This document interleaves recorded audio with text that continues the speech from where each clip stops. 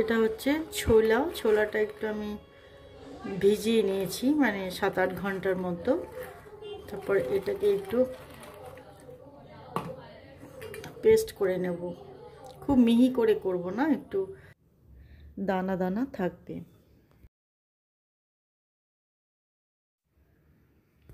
এই যে এরকম করে নিয়েছি, একটু দানা দানা ভাব। দিয়ে দিচ্ছি পরিমাণ মতো লবণ, হলুদ,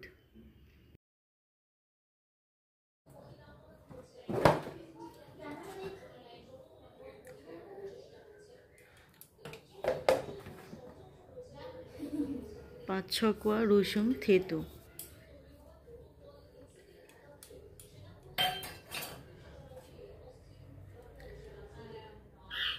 পেঁয়াজ, কাঁচা লঙ্কা কুচি দিলাম,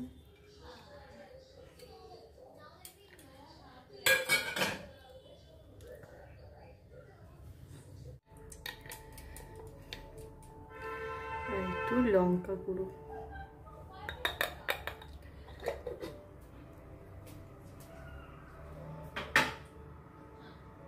এখন দিয়ে দিচ্ছি ধনেপাতা কুচি, আর দিতে হবে 2 টেবিল স্পুনের মতো বেসন।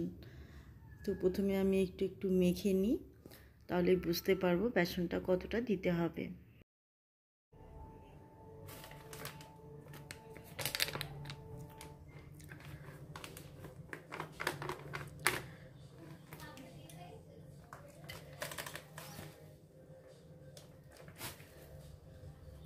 টু টেবিল স্পুনের মতো বেসন দিলাম, এটাকে বাইন্ডিং করার জন্য আর কি। ব্যাস, আর কিছু করবো না, জল লাগবে না একদম।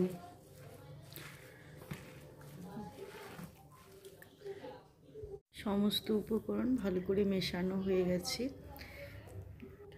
এবার বড়ার মতো করে তৈরি করে রাখবো।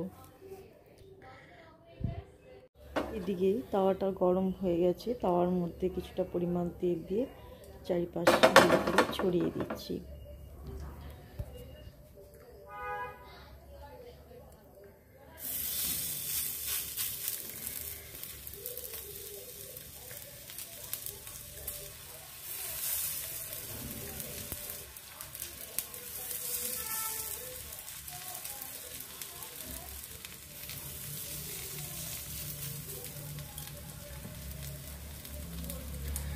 এগুলো তেলেও ছাড়তে পারেন, কিন্তু আমি তেলে ছাড়ছি না, আমি তাওয়ার মধ্যে করবো।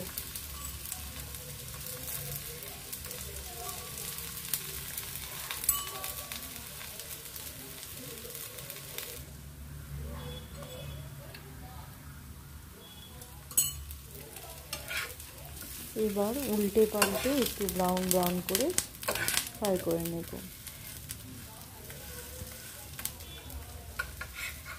এই বড়াটা খেতে খুব মুখরোচক হয়।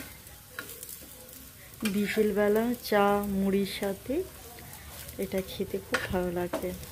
তো বন্ধুরা, আপনারাও একবার করে দেখবেন যে খেতে কেমন হয়। আশা করি ভালো লাগবে।